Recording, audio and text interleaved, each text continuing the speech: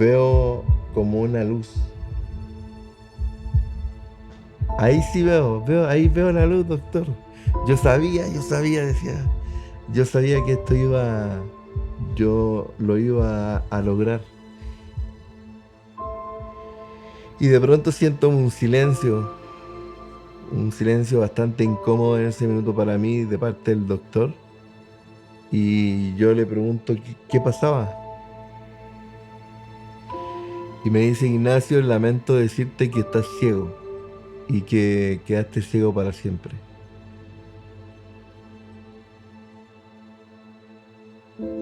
El mensaje que hoy puedo entregarle al mundo: no importa lo que haya pasado, no importa si alguien vino y te golpeó o te generó un daño demasiado significativo. Lo más terrible que hoy día podría pasarte es no creer en ti mismo. No importa el escenario, importa tu actitud frente a la vida.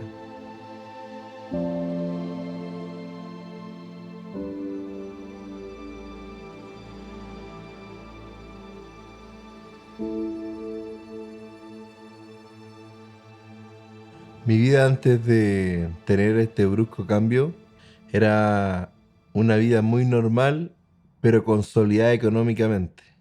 Uno siempre anda en automático y no valora nada de lo que tiene. Hay un dicho muy bien dicho que dice: uno no sabe lo que tiene hasta que lo pierde.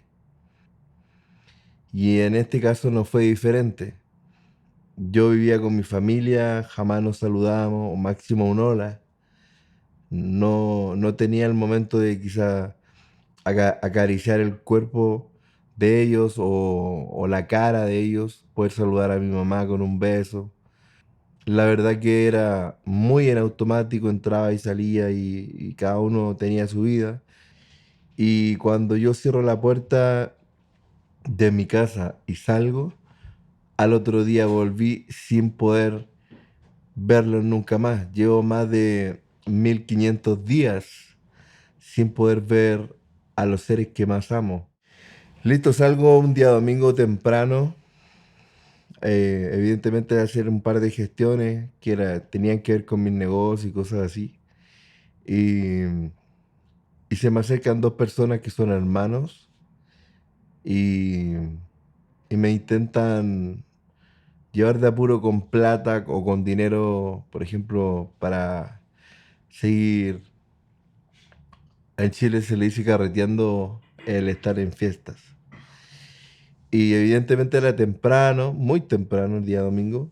Y tuve esta confrontación. Evidentemente yo ya entrenaba boxeo. Y imagínate teniendo un ego gigante y boxeador, o sea, que nadie me iba a pasar a llevar. Me defendí, a uno lo boxeé muy bien. Y otro por la espalda me golpea acá, que aún tengo la cicatriz. Y evidentemente me inestabilicé y caigo al suelo, de espaldas. De ahí la otra persona colocó la mano en mi cara, tal cual así, para que yo no pudiera pararme. Y entre la fuerza de yo querer pararme con todo y la otra persona queriendo que yo no me parara porque evidentemente quizás lo iba a golpear muy fuerte, se juntaron las dos fuerzas, tanto la que yo tenía de querer pararme versus la fuerza de la otra persona de querer tirarme hacia abajo para que yo no me parara. Terminé finalmente con una explosión ocular, dos explosiones oculares en mis ojos, la cual hizo que sus dedos quedaran literalmente enterrados en mis ojos. Según el doctor que me operó, dijo que yo de dolor me desmayé. Terminé de estómago al suelo con una toalla envuelta como almohada. O sea, quiere decir que alguien me asistió y me dejaron desnudo desde la cintura hacia arriba. Me robaron una cadena gigante que tenía de oro y ropa que andaba trayendo muy exclusiva. Y finalmente aquí llega la policía por un llamado anónimo y ellos fueron que me tomaron porque no había ambulancia y me llevaron a la posta, que es el centro de urgencias. Estando a 2 minutos caminando desde mi casa, ahí fue este suceso en un condominio privado bastante bonito, tipo americano. Ahí le dice el policía a mi familia lo que había ocurrido y que me llevaban de urgencia. Y estábamos a 2 minutos de distancia. Ellos se fueron a urgencia y finalmente lo más terrible fue que yo tenía un plan de salud bastante caro y nunca lo ocupé. Y cuando me tocó ocuparlo, había una de las cláusulas que decían de que yo podía ir a urgencias siempre y cuando me atendieran con especialidad. Hoy, hasta el día de hoy, en varias partes de urgencia no hay un oftalmólogo. Entonces lo único que hicieron, tocaron mi cicatriz, la de acá, me colocaron un parche, me curaron, pero no había un oftalmólogo, por lo cual colocaron un parche encima.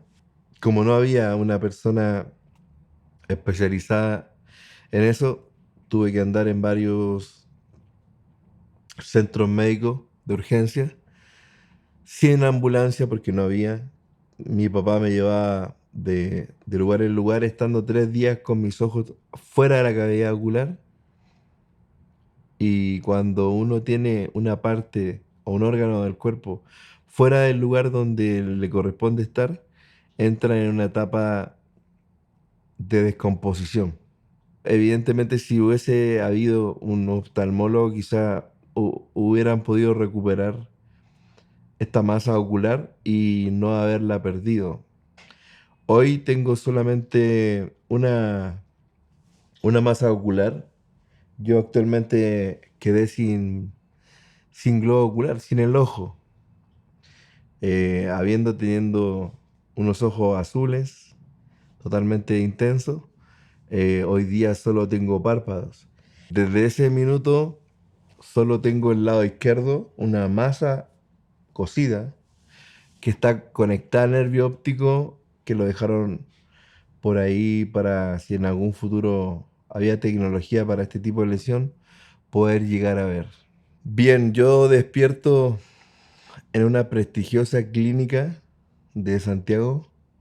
Despierto con los brazos atados, así a los lados, a lo tipo Jesús crucificado, con un paño de fuerza o pañal de fuerza que evidentemente estaba en mi cintura y entre medio de mis piernas para que yo no me moviera.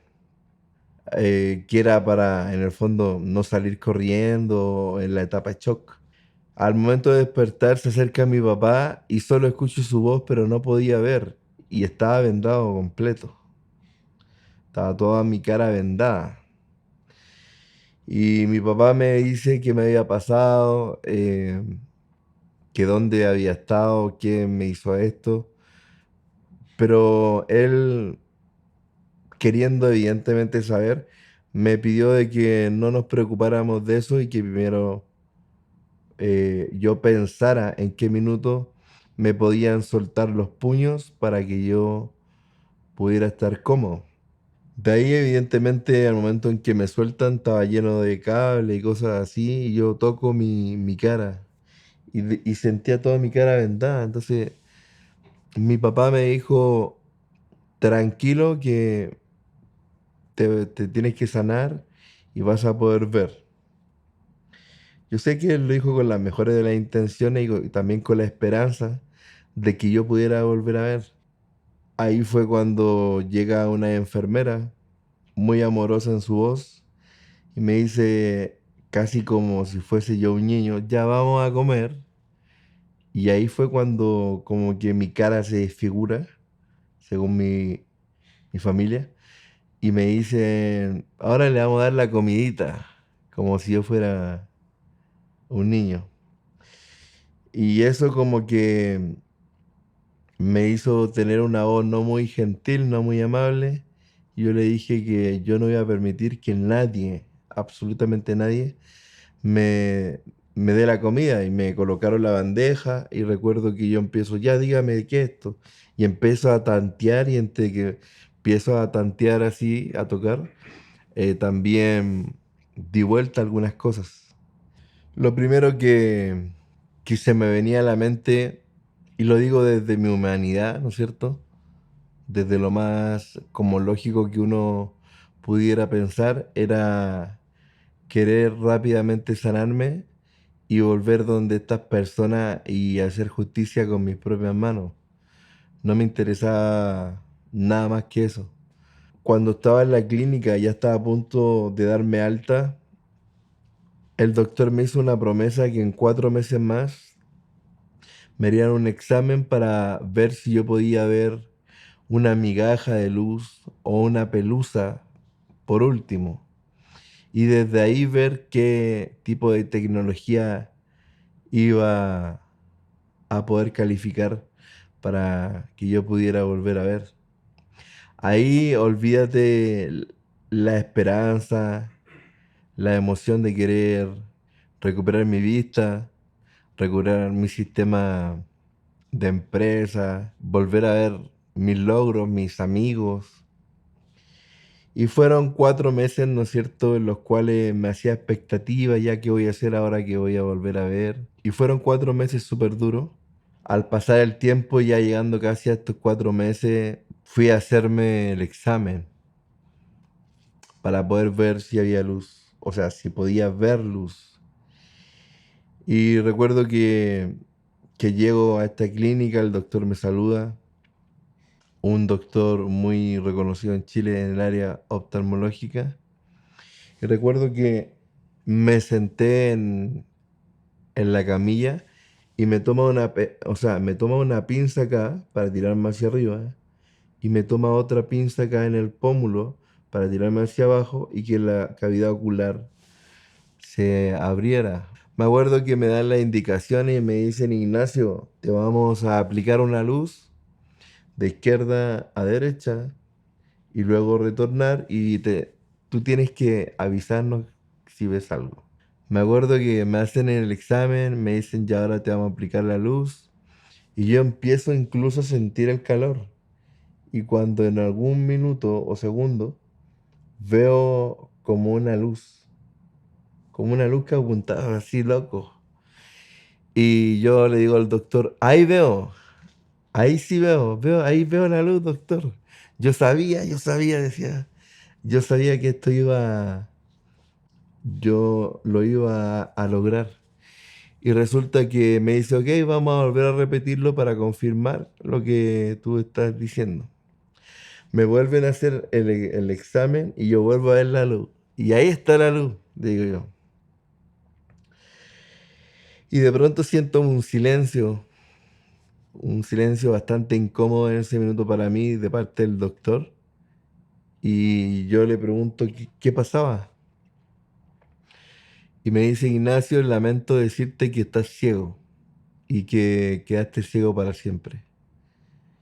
En ese minuto se me cae el mundo, se me cayó el naipe de todo lo que yo tenía pensado hacer, de todo lo que yo tenía pensado recuperar y mil cosas más. Yo le digo, doctor, pero es que es imposible si yo acabo de ver luz. Es que lo que pasa es que nunca te aplicamos luz porque revisamos tus lesiones y era imposible que pudieras ver. Y de ahí el silencio evidentemente fue inminente. Yo recuerdo que le digo a mi papá, vámonos. Y de ahí me voy a mi casa pensando en nada.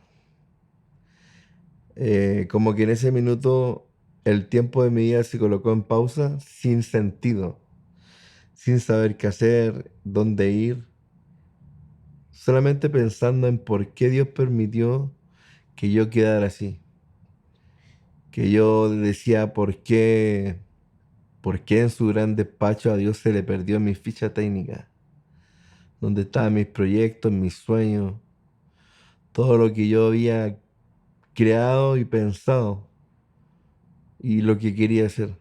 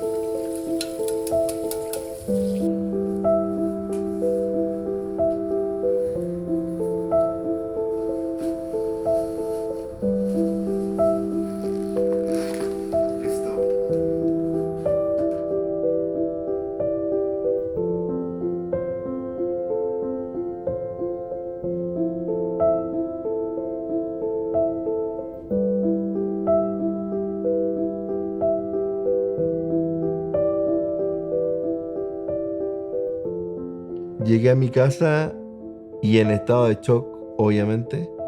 Yo creía que al entrar a mi casa iba a volver a ver. Esto evidentemente era una falla estando en una condición totalmente en shock. Y recuerdo que entro a mi casa, siento el típico aroma que cada uno de nosotros sentimos de casa. Ya en una inestabilidad emocional intento irme a mi pieza y choco con la pared. ¡Pum! Y mi familia me trata de afirmar del brazo para llevarme a mi habitación y yo les digo de muy mala forma que no me ayudaran, que me dejaran tranquilo, que por qué me cambiaron la habitación. Y ellos me decían que la habitación estaba donde mismo, solamente que yo estaba desorientado. Logré llegar a mi habitación golpeándome siempre en las paredes de la orilla, de los pasillos. Y me tuvieron que dar un cóctel de pastillas para poder calmarme y cada día poder despertar y anunciarme con la gran noticia de que estaba ciego. Mi conversación interior era totalmente negativa. ¿Qué voy a hacer ahora? No me quiero morir solo ni pobre. ¿Qué voy a hacer? Y buscaba formas de cómo eliminarme, formas bastante trágicas de querer hacerme daño. Y recuerdo un día que intenté golpear el ventanal, que es un ventanal del suelo hasta arriba. Y me acuerdo que lo golpeo así, ¡pum! Y pasa hasta el otro lado que es el patio. Y yo pensando que se iba a quebrar con paños de vidrio que me iban a dañar, termino con 1 millón de trozos de vidrio, tal cual como cuando se rompe un vidrio de un auto, que evidentemente estaba hecho para la seguridad en caso de algún accidente, sí. Las personas que más me aman, las que estaban más cerca de mí, fueron las que más sufrieron o las que más traté mal. Pero finalmente lo que actuaba ahí era el amor por parte de ellos. Recuerdo un día bueno, creo que fue el mismo día que me enviaron el bastón. Me lo trajo mi papá y como tengo un buen feeling con él, me pasa el bastón y yo digo, ¿para qué mierda me pasas un bastón si eso es para los ciegos? Yo voy a ver, yo me voy a mejorar, yo no quiero usar un bastón. Y recuerdo que discutimos tanto que yo salgo de la puerta, salgo a mi calle y me afirmaba de los árboles, de la reja. Y evidentemente descontrolada emocionalmente hasta que casi me caigo en la piscina del clubhouse de el condominio donde vivo. Casi me caigo y recuerdo que me caí de una escalera.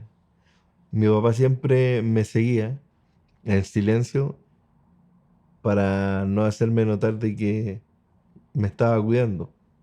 Cuando me caigo, recuerdo que él cambia la voz y me dice, amigo, ¿necesita ayuda? Yo te llevo. Y me subí a la camioneta. Después empieza a tocar la camioneta y me doy cuenta que esa camioneta la conocía. Y que era la camioneta de mi papá. Y me dice, y yo le digo, papá. Me dice, sí, po. Y ahí recuerdo que me dice, yo nunca te voy a dejar solo.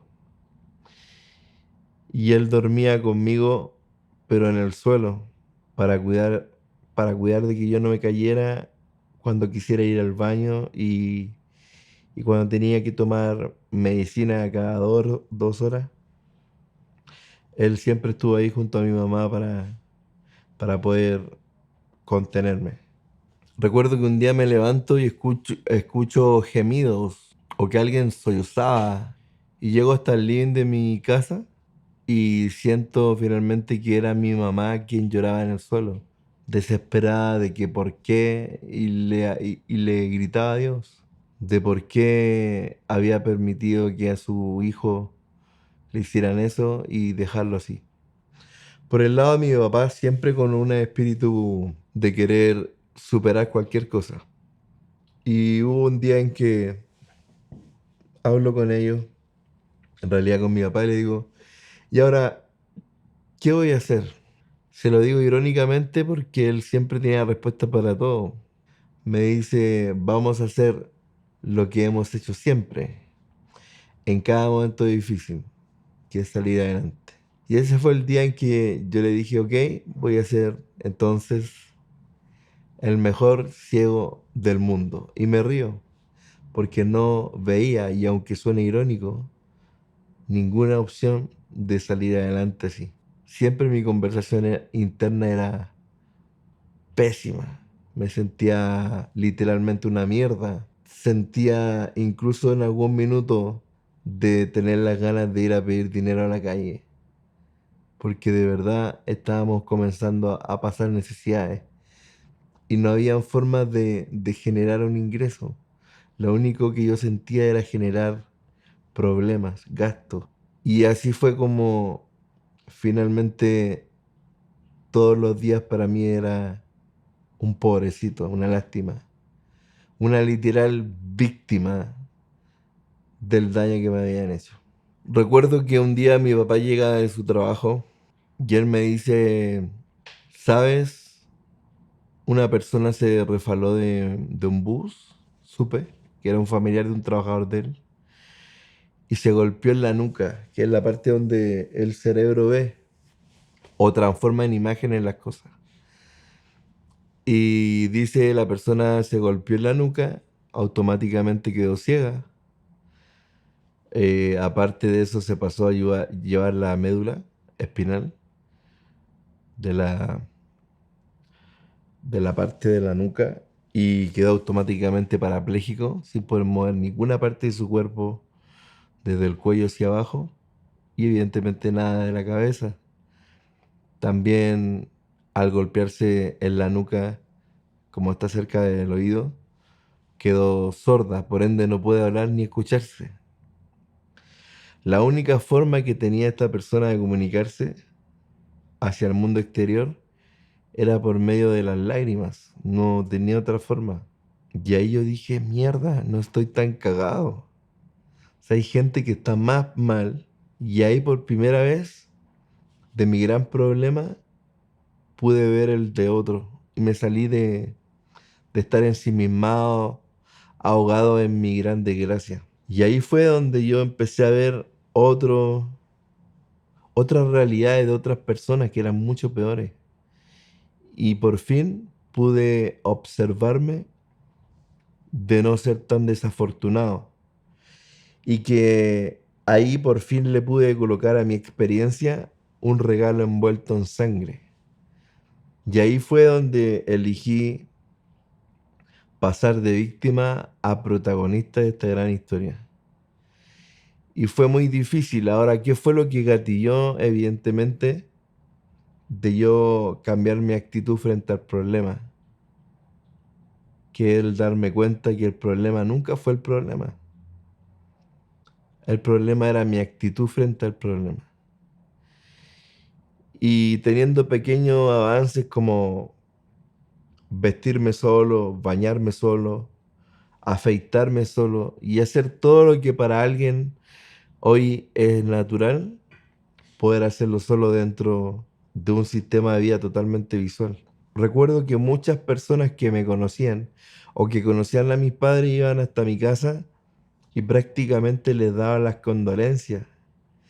Y era una frustración tan grande de cuando yo escuchaba lo siento mucho, lo que le pasó a Ignacio, como anda las condolencias como que si yo hubiese muerto. Y muchas veces la rabia o la ira hoy creo que son empujes para poder salir adelante. Y yo decía, yo no estoy muerto. Quizá ahora no tengo nada, no puedo hacer nada, pero estoy aquí vivo.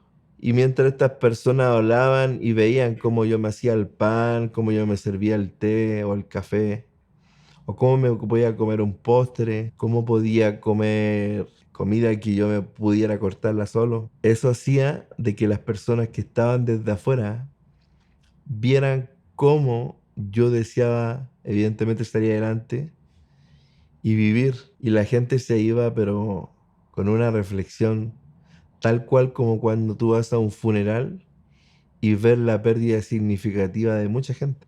Y desde ahí habían comentarios que la gente se atrevía a decir, porque muchos no nunca me dijeron nada, que era decir: Ignacio, yo pensé que tú ibas a estar mal, pésimo, hundido en una depresión que evidentemente la tuve mucho tiempo, pero que la canalizaba en una energía positiva. Y desde ahí empecé a darme cuenta de que mi condición servía de inspiración a otros.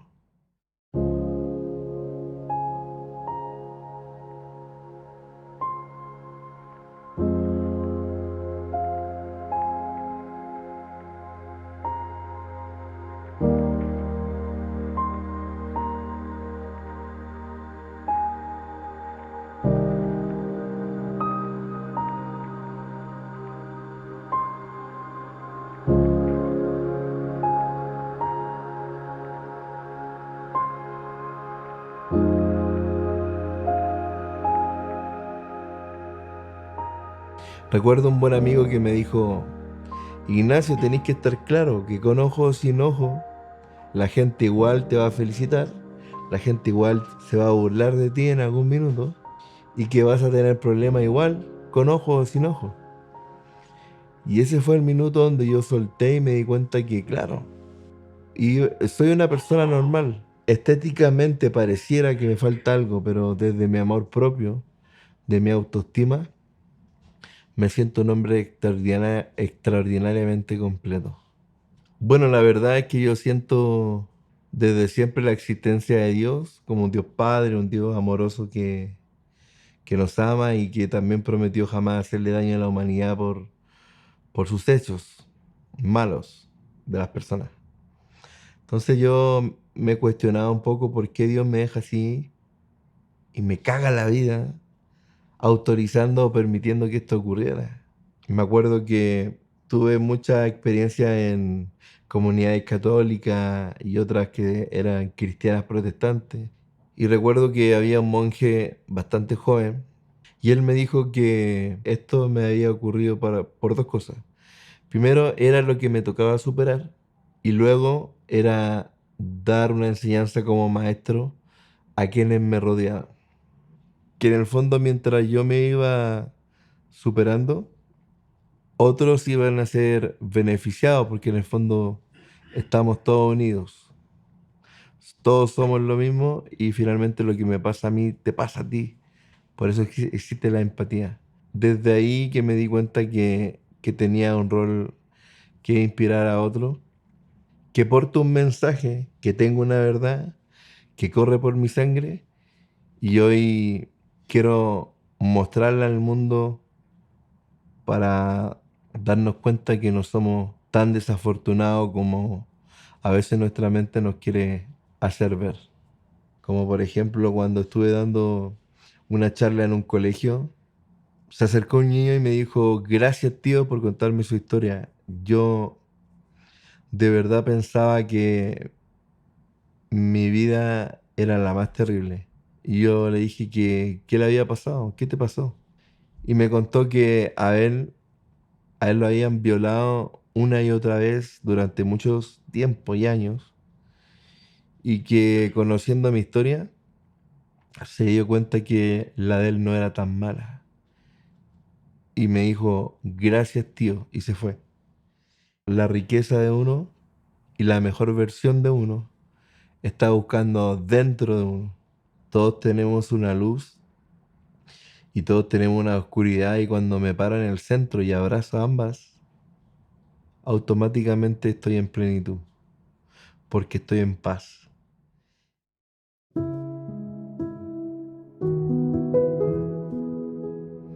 El mensaje que hoy puedo entregarle al mundo es de que no importa lo que haya pasado. Es más, puedo decirlo así: no importa si te sacaron los ojos.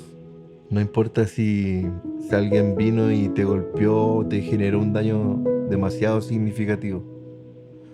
Lo más terrible que hoy día podría pasarte es no creer en ti mismo. No importa el escenario, importa tu actitud frente a la vida.